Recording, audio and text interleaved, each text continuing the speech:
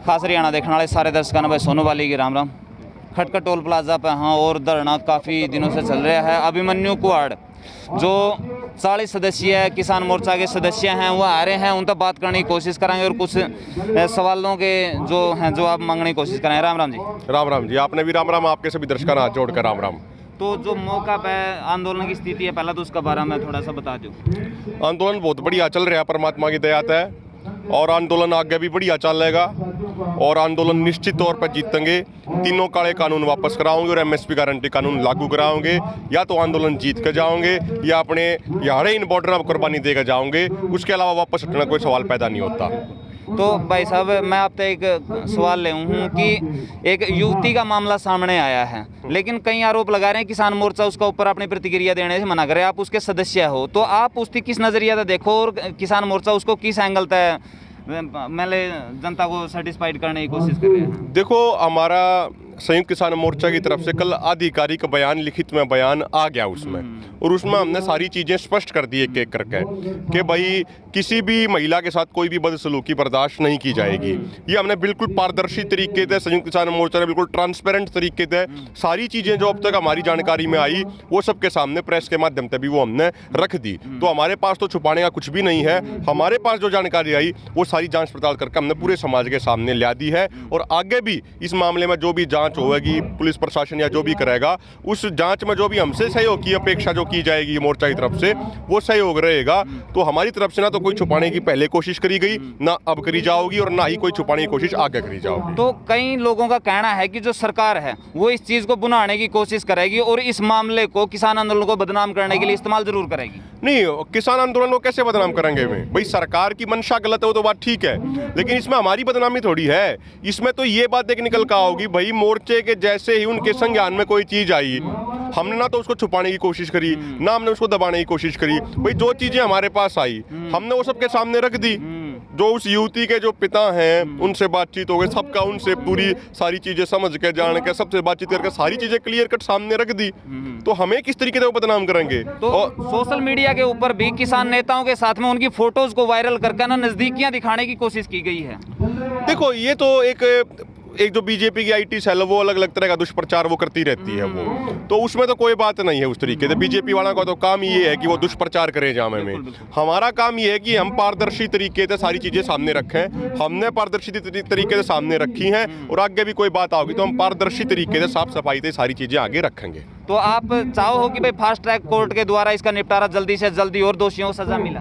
भाई देखो, न्याय मिलना चाहिए पूरे इस मामले में। जिसके साथ जो भी कुछ गलत हुआ वो तो अब जांच में होगा, क्या होया क्या नहीं होया। वो हमने उस पर टिप्पणी करना, हमारी टिप्पणी करना अभी ठीक नहीं है। हम तो ये कह रहे हैं कि भाई उसमें न्याय होना चाहिए, और इसमें जो एक बड़ी बात कही जाया करे ना कि भाई जो कोई गलत काम कर रहा हो वो बचना नहीं चाहिए, और कोई निर्दोष उसमें बेवजह फंसना नहीं चाहिए। तो यह हमारी बात है। पुलिस प्रशासन के सामने सारा मामला आ गया है, वे अपनी जाँच करें। तो कोरोना को लेकर ना काफ़ी ज़्यादा लोगों को वो किया जाने लग रहा है, भाई कोरोना है, तीसरी लहर है, दूसरी लहर है। तो आप इस किस नज़रिए से देखो इसे? चाहे कोरोना की 10वीं लहर आ जा, हमारा आंदोलन जारी रहेगा। यह बात सरकार चाहे एक बार समझ ले, चाहे 1000 बार समझ ले, हमारा आंदोलन जारी रहेगा।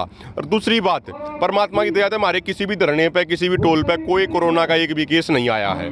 दूसरी बात इसमें समझने की है, आज जो शहर की स्थिति बन रही है वहाँ पर ऑक्सीजन नहीं है, उसके लिए कौन जिम्मेदार है? उसके लिए तो प्रधानमंत्री मोदी, गृह मंत्री अमित शाह और पूरी बीजेपी जिम्मेदार है।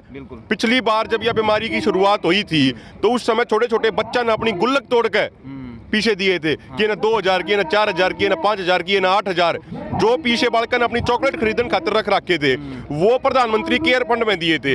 एक नया प्रधानमंत्री राहत कोष बनाया गया केयर फंड के नाम से। और सबसे महत्वपूर्ण बात यह है कि उसके आरटीआई के माध्यम से उस पीएम केयर फंड के बारे में जानकारी भी नहीं दी गई। वो पैसा जो हजारों करोड़ों रुपए इकट्ठा होया था वो कहाँ गया? वो उस तो ऑक्सीजन क्यों ना बनाई आपने? हमने तो ऐसा लग गया है उस पैसे का इस्तेमाल भी न चुनाव प्रचार में कर दिया बंगाल में बीजेपी वालों ने। तो इन पर सवाल तो इन पर उठा है ना, इन्होंने 1 साल में कराया कि ये लोगों को बेड नहीं दे पाए, ये लोगों के लिए हॉस्पिटल नहीं बना पाए हैं, ये लोगों को ऑक्सीजन नहीं दे पाई है, ऑक्सीजन जिस पर हर किसी का अधिकार है वो भी नहीं दे पाई है।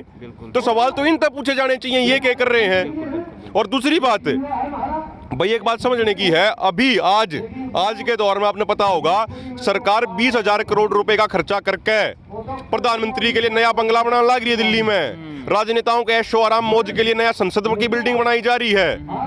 लोगों को ऑक्सीजन ये नहीं दे पा रहे, किसानों को एमएसपी ये नहीं दे पा रहे, किसानों की मांगों को पूरा ये नहीं कर पा रहे, जो प्रवासी मजदूर जा रहे हैं उनको खाना ये नहीं खिला पा रहे, नौजवानों को रोजगार ये नहीं दे पा रहे, लेकिन 20,000 करोड़ के अपने बंगले बना हुए हैं। क्या ये लोकतंत्र है जिसके लिए हमारे शहीदां ने कुर्बानी दी थी? ऐसे लोकतंत्र के लिए कुर्बानी नहीं दी थी। उन्होंने कुर्बानी दी थी जहां पे नौजवानों की, किसानों की, मजदूरों की सुनी जावे, लेकिन यहाँ नौजवान, किसान, मजदूर का गला घोट के राजनेता मौज मारने का काम करने में लगे हुए हैं। तो इस टाइम पे जो राजनेता हैं वो जगह जगह अपने प्रोग्राम कर रहे हैं, लेकिन आम आदमी बाइक पर जरा सा बाहर निकला तो उसका चालान काट दिया जावे है। लेकिन एक राजनेता को इस प्रकार की इजाजत है कि वो कहीं पे भी जाकर रैलियां करे और इस तरह? देखो, इन राजनेताओं ने संविधान को भी तोड़ मरोड़ दिया, कानून को भी तोड़ मरोड़ दिया। कानून और संविधान लागू हुए हमारे और आपके ऊपर, इनके ऊपर कोई कानून लागू नहीं होते। ये सारे कानूनों का उल्लंघन कर रहे हैं, सारे उल्टे सीधे काम कर रहे हैं। और सबसे बड़ा सवाल तो पूछा जाना चाहिए, जब पिछले साल इस बीमारी की शुरुआत बताई गई थी, 23 फरवरी ने डोनाल्ड ट्रंप का इतना बड़ा प्रोग्राम नमस्ते ट्रंप किसने करवाया था? वो बीजेपी वाले ने, प्रधानमंत्री मोदी ने करवाया था। पूरे देश भर के लोग उड़न ने बुलाए थे, हैं? तो जब बीमारी फैली है तो उसके जिम्मेदार तो प्रधानमंत्री मोदी हैं। नमस्ते ट्रंप प्रोग्राम है। तो इन राजनेताओं ने जो काम किया है, भाई बंगाल में जब ये लाखों लोगों की चुनावी रैली कर रहे थे, जब बीमारी ना देखी इनने, हम अपने हक और अधिकार के लिए लड़ रहे हैं, तो हमारे ऊपर बीमारी का बहाना बनाकर हमने उठाने का प्रयास कर रहे हैं। उड़े कुर्सी बचाने की और कुर्सी पाने की बंगाल में लड़ाई चल रही थी, उड़े सब ठीक था। तो ये जो दोहरे मापदंड है, जो दोगले रवैये हैं, ये दोहरे मापदंड खत्म करेंगे, ये आंदोलन खत्म करेगा। तो आप जनता तक लास्ट में क्या मैसेज देना चाहते? जनता तक ये मैसेज देना चाहूँ भाई, अधिक से अधिक संख्या में दिल्ली के बॉर्डर में पहुंचो। खटखट टोल बड़ा एक्टिव टोल है, यारे अधिक से अधिक संख्या में पहुंचो। शांति अपने आंदोलन की ताकत रही है, एकता अपने आंदोलन की ताकत रही है। शांति और एकता बनाकर आगे भी रखनी, जिस तरीके से आज तक आपने रखी है, और इसी तरीके से जोश और होश का मिश्रण राग का आंदोलन आगे चालू रखेंगे। दिल्ली के बॉर्डर में मजबूत करने का काम करो। पहले के तरीके से भीड़ बढ़ा दो, जब लाखों करोड़ों की संख्या में बढ़ा दो, तो जब सरकार दबाव में आओगी। बंगाल में बीजेपी हरा दी किसानों ने, यूपी के पंचायत चुनावों में बीजेपी हरा दी, और जब बीजेपी नहीं संभली, नहीं सुधरी, तो आगामी आने वाले यूपी के विधानसभा चुनावों में इनका विधायक बनने की बात तो छोड़ दो, बीजेपी की सरकार बनने की बात तो छोड़ दो, इन वोट मांगने का में भी नहीं पड़न देंगे। बिल्कुल, धन्यवाद भाई का। बहुत बहुत भाई अपने जो विचार हैं वो नीचे कमेंट बॉक्स में जरूर दिए, वीडियो ज़्यादा से ज़्यादा शेयर कर दियो। मिला नेक्स्ट वीडियो में, तब तक के लिए सारे भाइयों ने जय हिंद, वंदे मातरम, जय जवान जय किसान।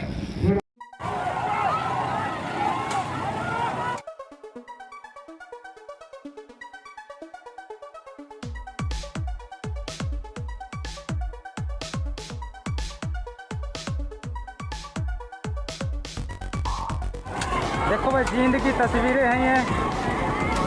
जींद में पूरी किसान है, किसान चल रहे हैं भाई जींद में। देखो धक्का मुक्की चल,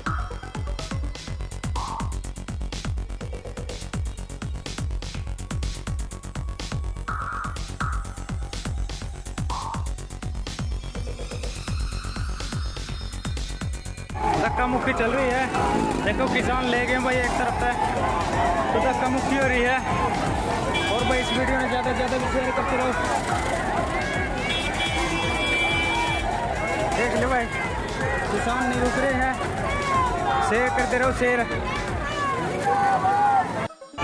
देखो भाई, प्रधान भी इस गाड़ी में है, और शेयर करते रहो भाई इस वीडियो में। देखियो किसान नहीं रुक रहे हैं, दुष्यंत चौटाला का विरोध करने के लिए लगातार चल रहे हैं। दुष्यंत भाई, जो प्रशासन भी अपनी ड्यूटी कर रहा है, तो बस भी आ गई है, देख लो भाई।